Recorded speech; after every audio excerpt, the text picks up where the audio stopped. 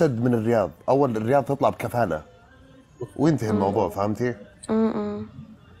دبي لا، اول سجن على طول، الحين لا صار عكس، الرياض سجن على طول. لا، والله ما العظيم يطلع نزل قرار بكفالة. وزاري.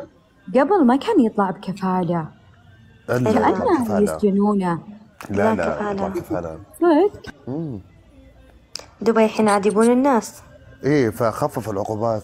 هو اكيد خففوا. الآن خلاص الحين في عدة مناطق موجودة في السعودية لازم الكل بيتجه لها، فبتكون في قوة شرائية، في سياحة بترتفع، فالوضع بيصير كل أكيد مكان بيصير فل يعني. لا السعوديين ما شاء الله هذا عندهم أقرب شيء، يعني القاهرة والبحرين ودبي هذا أقرب شيء ممكن تروحها لونج ويكند، تروحها ويكند. الحل الأسهل ايزي يعني صار ربنا يجي عندكم. انا اجي برك الرياض ما شاء الله قدامي كلهم موجودين هناك إيه منحاشين حبيبي، منحاشين. انا اقول منحاش منهم انا قدامي كلهم. انا عارف 3 مستأجرين في دبي 3 شهور لين بعد عيد الاضحى. ايه